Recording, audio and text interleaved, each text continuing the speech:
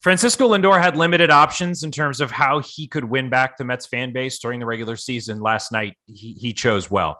We'll talk about it right now.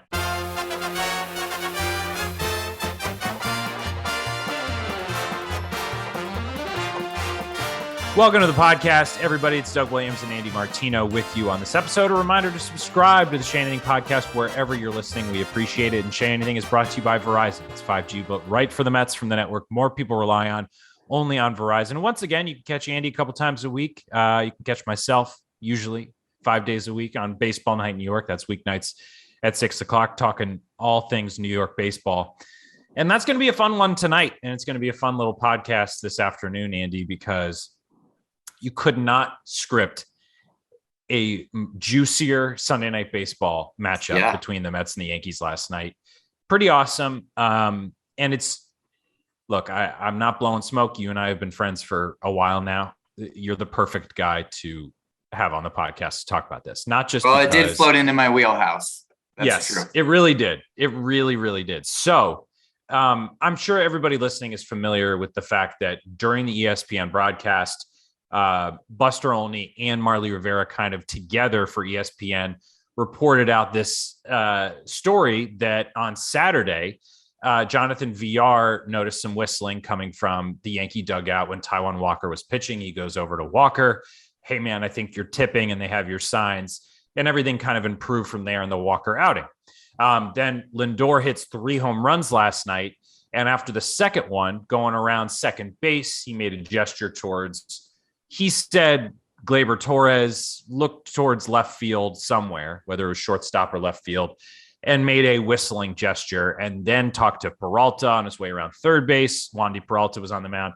So Andy has a bunch of reporting in terms of where the whistling may have come from. And just to give everybody some background, in 2019, in the postseason, Andy, right? Yeah, game 1 of the ALCS. Game 1 ALCS, Andy writes a story about how the Yankees, Phil Nevin, realized that the Astros were stealing signs and whistling to get the batter's attention when something was coming. Yankees were not happy about it, obviously, and it became a whole thing. So that's what this story kind of picked up steam with last night was, this is what the Yankees were upset at the Astros for. Look at them doing it to the Mets. So Andy, you can take it from there. What have you learned since last night about this story, and how's it progressing? Well, that the Astros context is exactly why this was a bigger deal than it might have been otherwise. Look, picking up on tipping and stuff like that is obviously common.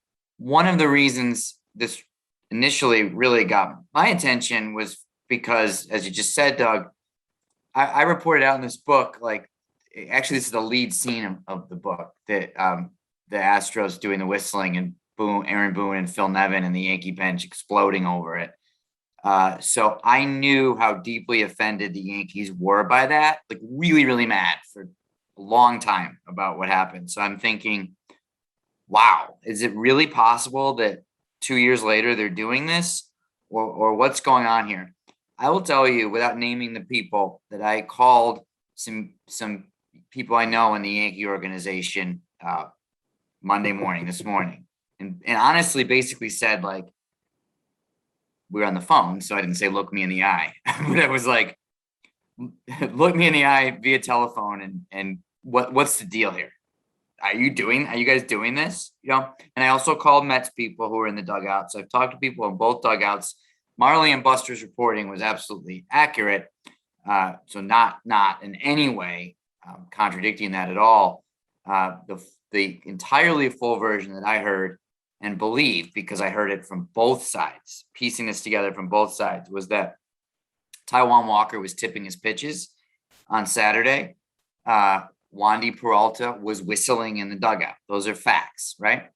So VR, who's a guy who's good at this kind of thing, I've now learned, he's the kind of guy that can kind of like hear stuff and see stuff. He's playing third base. He looks over to the Yankee dugout and he sees that Peralta is whistling. He's not certain that it's connected to the pitch tipping, but he's certainly suspicious about it. So he tells Walker. Walker corrects what he's doing and is more effective, obviously, in the game from that point on. The reason that Lindor said, I'm not 100% certain, but I think it was whistling to convey pitches, is because they weren't certain. They thought like, all right, this guy's whistling and our pitcher's tipping. But this is kind of key too, is that the Mets do not believe, people in the Mets dugout, I'm not speaking for Sandy Alderson or Steve Cohen or that kind of the Mets, people who are down on the field do not believe that it was anyone other than Wandy Peralta who was whistling. This is not the Yankees denying. This is from the Mets side. So what happened with the Astros was this widespread whistling thing. Alex Syndrome was doing it, but it was the Astros later admitted to me it was because Sanchez was tipping. And you're not supposed to do that. It's not electronic sign stealing, but it is against the rules and enforced by MLB to do that kind of whistling thing. So the Mets didn't believe that like the Yankees were doing this widespread thing. Now, here's where we diverge a little between what the two teams think. The Yankees people were very irritated this morning. Like, this is a non-story. What is Lindor doing? We weren't doing anything. And they claim, as Joey Gallo said publicly, and they really insist, that Peralta's like a class clown type guy who was trying to lighten up the dugout by yelling, whistling, being annoying, being goofy. And the Mets are like, all right, on that point, right? So that's where we may never know. But even the Mets think that if Peralta was whistling to convey the tip pitches, that it was Peralta freelancing on his own and not something that Boone or the coaching staff or any other Yankee players were a big part of. You know, what's funny is I undersold your importance to the podcast today, because I think it's actually even more relevant that you were the reason AJ Hinch lost his mind in 2019 at that story, and less relevant that you wrote the book on sign stealing. It's called Cheated. You can buy it anywhere books are sold. So I didn't even include that in my preamble. But that is indeed why Andy's kind of the foremost expert on the sign stealing stuff. So before we go any further into the specifics, I was listening to Todd Zeal on the post game last night.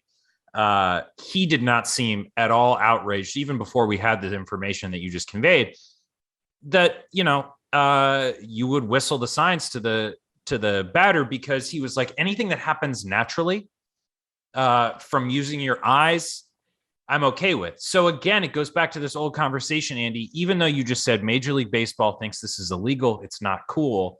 Do the players really, like, if Taijuan Walker is tipping his pitches and the Yankees realize they can gain an advantage off of somebody else's mistake and they whistle to convey that, if that all did happen, does every player across baseball think that that's wrong? No, there's going to be a variety of opinions, of course, but this has changed since Todd played, I will say, with all great respect. Obviously, Todd, I believe, is the best studio analyst in New York, so not contradicting him at all. But this was spring of 2019. Joe Torre and Chris Young, who then were high-ranking Major League Baseball officials, went to every manager and said, no whistling, no audio cues, no nothing like that. So if it was socially acceptable when Todd was playing in the 90s and 2000s, MLB's explicitly moved the goalpost on that since. I will say that. Okay. Well, that's important background. And I was trying to get a handle on the story last night, listening to Lindor. Your reporting has filled in the gaps of what he said. And to Lindor's credit, he was much, much, much more forthcoming.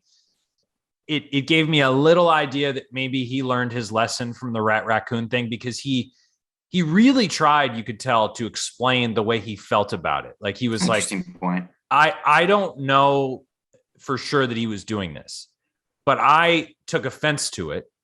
I heard what I heard. I took it personally. He used the MJ line from The Last Dance. He's seen that meme one too many times.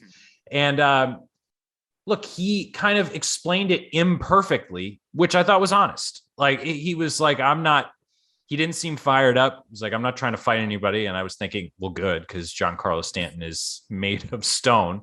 But I don't know. I just thought, like, it was a messy story, a messy situation. And by the way, it involves packed house at Citi Field, a huge game for both teams, like a lot of emotion to it too. Yeah. So after the emotion wears off, there are going to be holes you can poke in it. And like your friend and colleague Dave Lennon Colleague, you can call him a colleague, even though you don't work He's with more him, of a right? competitor, Competitor. Okay. but a friend. Lennon was one of the guys that Lindor tried to say. And again, I want you to get this right, that I'm not blaming them for stealing signs. I don't know. I just know what I heard. And Lennon was like, in his follow-up, well, you seem to have some conviction behind what you did on the field. Yeah. So there must have been something that you really thought was happening. Yeah. What did you make of what Lindor said? And then we'll get to the importance of the home runs that he hit. Well, I think you made a good point, perhaps, about an adjustment from the rat raccoon thing. And obviously, there's no rat or raccoon in the world that would be a match for Stanton in a fist fight. So it's good that he wasn't trying anything like that. Dave was right, though. Dave London was right. So Lindor is like, I'm not trying to say anything. I'm just making an overt taunting gesture to the New York Yankees in front of the entire country on national television. But I'm not saying. So, okay, Lindor is trying to play both sides of that a little bit, but maybe he rethought it once he got to the Zoom room from when he was on the field, and it's a little more intense. I talked to someone with the Mets today that was like, well, you wouldn't be making this call if Francisco hadn't done that. There's a little bit of like, thanks, buddy, for making this a thing. But that's not my perspective. I think it's obviously tremendous drama, relatively low stakes, and that no one was harmed in this storyline. No one broke any laws or did anything, really hurtful to any other human being. So it was really just great New York baseball theater that they were going back and forth. And for Stan to be fired up like that is great for him and for the Yankees. He's a placid person who chooses his moments to be expressive in any way. So I really liked that he was in the middle of that for him. So it's good. It's good for the theater of it that Lindor raised it. Then for the Mets, though, who just don't necessarily want to be dealing with this, and for the Yankees, I mean, believe me, Francisco Lindor is not the favorite in the Yankee clubhouse today, obviously, either. I know. Not that he should be. Lindor just can't stay away from the spotlight, which, by the way, we've talked about his issues with New York, but that has some staying power. If you want to be a spotlight guy, eventually, this town will embrace you. And I think, look, I said it off the top. There were very few things. The Mets are out of the playoffs right now. They're inching closer, but they're out. Lindor has had a really tough first season on the field, the off the field, thumbs down stuff. It's been turbulent. There were very few options he had left. If you had come into last night's game and said, okay, Lindor's only way of winning back the fan base, if they don't make the playoffs, would be to hit 3 home runs in a game against the Yankees and basically flip off the Yankees in the process. And then you'd get a curtain call. You'd win everybody. And that's exactly what he did. Yeah. But by the way, to your point, Andy, the first football Sunday of the NFL season, a lot of times, you and I cover baseball. If you flip on football at 1:00, you're like, man, this is exciting, fast paced. And then you turn on a baseball game. You're like, this late season's the dog days. I was so happy that last night's game had the drama that it did, because it was, in my opinion, the most exciting thing I watched all day.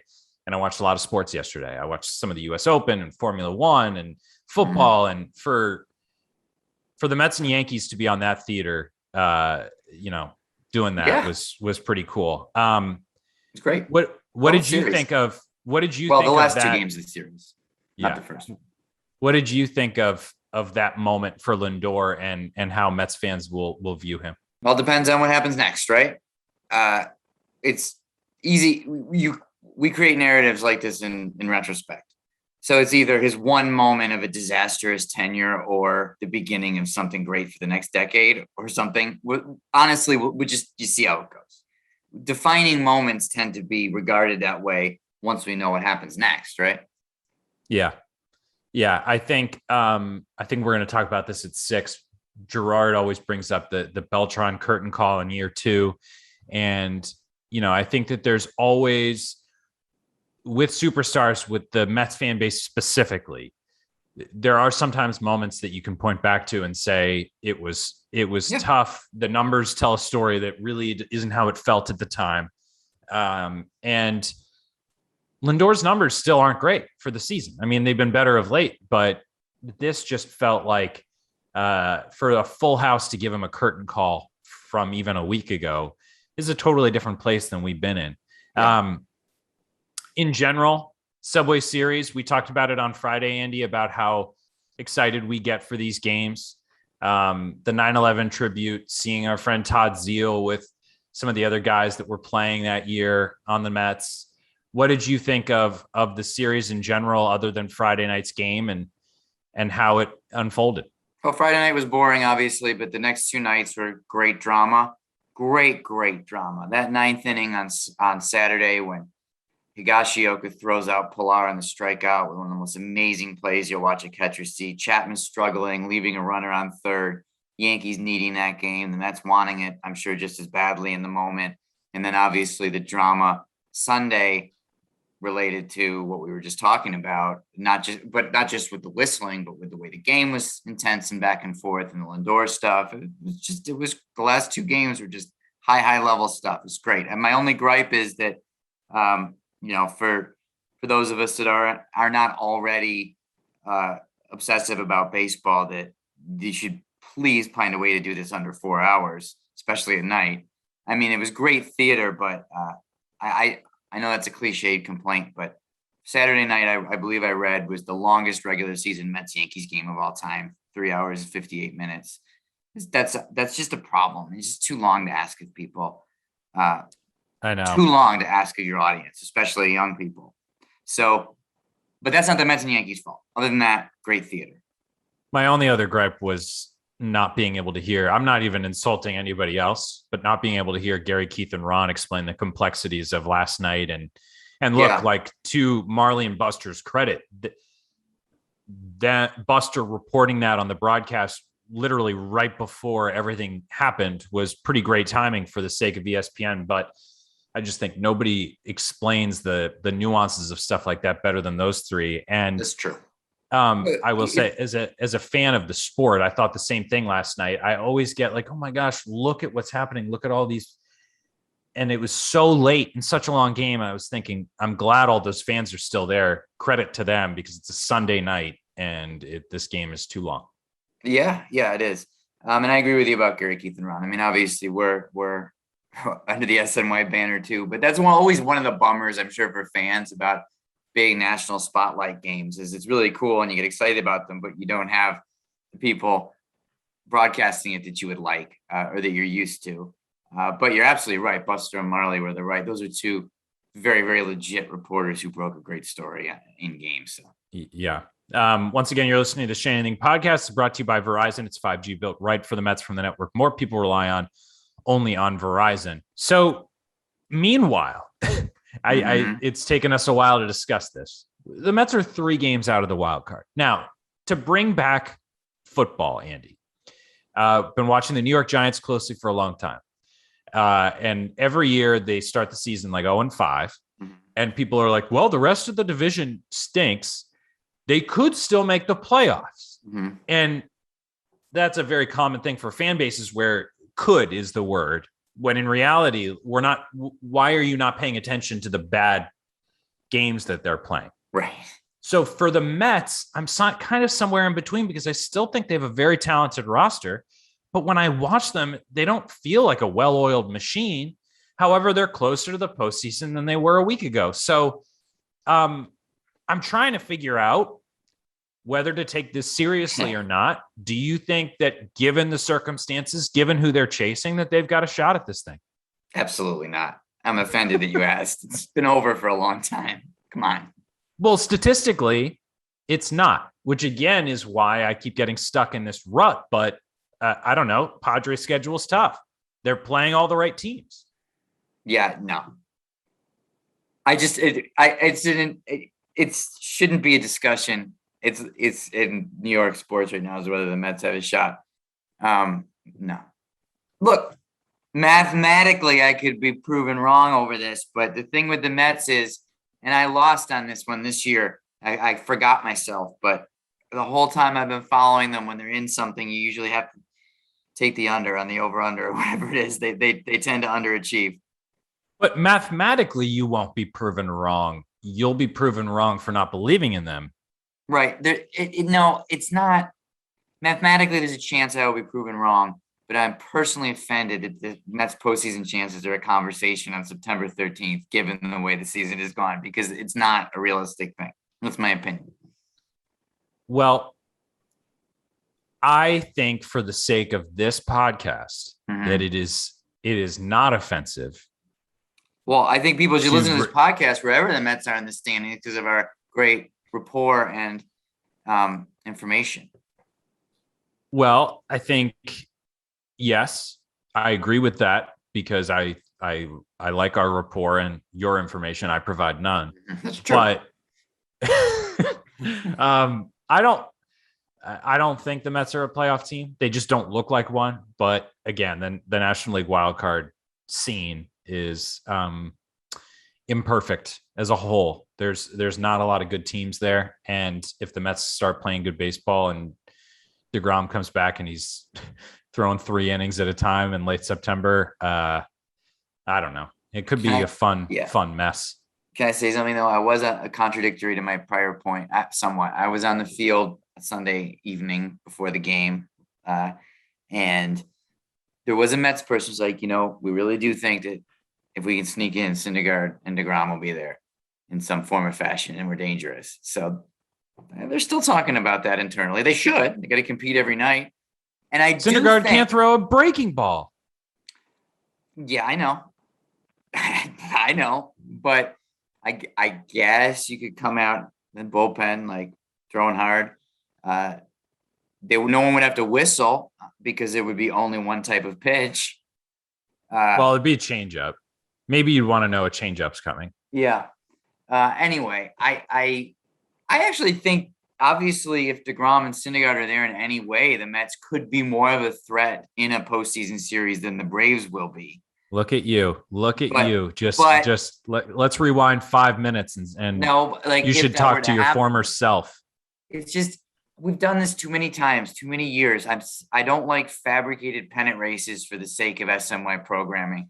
It just doesn't ring true. Can you give us a little crowd? We're just paying attention to the standings, Andy. We're not. Everyone's always like, what about this? What about that? No, not this year. The Mets are a really talented team who blew it. I know. Go get them next year, fellas. I don't think we're cheerleading by looking at the numbers. However, I don't want, to your point, I don't want to buy into the trap that was 2019, the way that season ended, giving our listeners or viewers the sense that the group accomplished something by trying their best and finishing the season on a high note, because in reality, that probably ignored some of the issues of the roster and the strengths and weaknesses of the players, and the stuff that was really important got ignored by look how hot and hot this team was when they finished. And I don't know. So I agree with you in a sense, but I do think that there's reason when it's a 3-game window until they're a playoff team to discuss whether they could be a playoff team. Well, I'm glad you mentioned 2019 because that was the most egregious fake pennant race of all time. They won exciting games, but they were never really back in it. And everyone acted like they were. I'll also say to all you people out there who are going to complain about what I'm saying now, I would like for the Mets to make the playoffs. It would be fun. I would like to cover a big playoff event. I want the Mets and the Yankees to play each other in the World Series. Above any other, you give me the choice of what could happen in baseball this year, I would say a 7-game Mets-Yankees World Series, please. That's what I want. So my personal interest is for them to be in it because of what we do and how much more fun that would make it. But they kind of blew it. Yeah, I mean, the ESPN showed a stat last night. Pete Alonso was leading the team in batting average 264. There you go. So deGrom doesn't qualify. That's the one caveat there. There are always going to be reminders of this has happened so many times. Look back at April. This team's making a run, but if they had won 1 out of every 6 games in April, they'd be better than they are now. Like, yeah. There's a reason. There's a reason why you're in a hole. And I think that's an important point to bring up. Okay. Plus, if deGrom's not there, what are you doing? Like, what are we talking about if Jacob deGrom is not there and he hasn't? I know. Okay. So we're going to do some kind of rapid fire names that Andy presented in a column last week for SNY.TV about potential president of baseball operations. Andy, would that be the title for these people? Or most likely. So most likely, but who knows? Maybe some of these guys would have different titles if they were eventually hired. But I'm just going to name the name. You give us a little info on them, a headline, whether or not you think it's actually feasible or likely. We'll start with Chris Antonetti.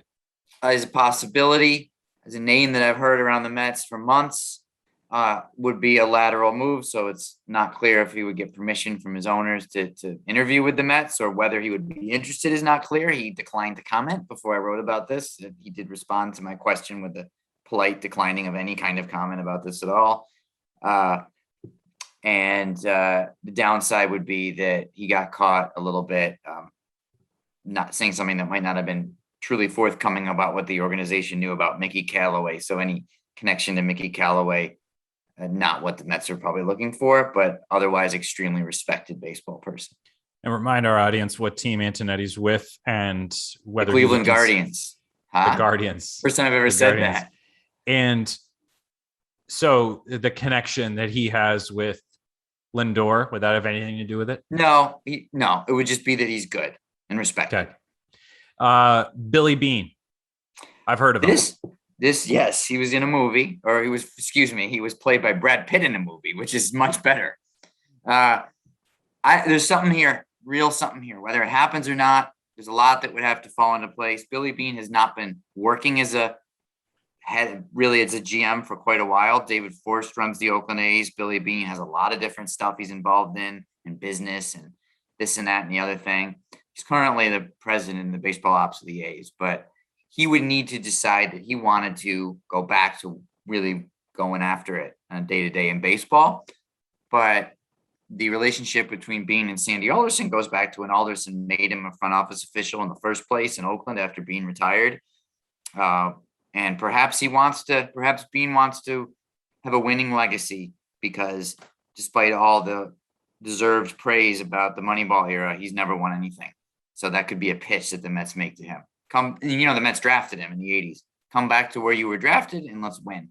Seal off your legacy. And how about the feeling of, a young player in arbitration, him being able to afford re-signing him? That would be fun for Billy. He might enjoy that, or not having to trade everyone in their third or fourth year if they're any good. Yeah, he might enjoy that feeling. Derek Falvey. Yeah, president of baseball ops for the Twins.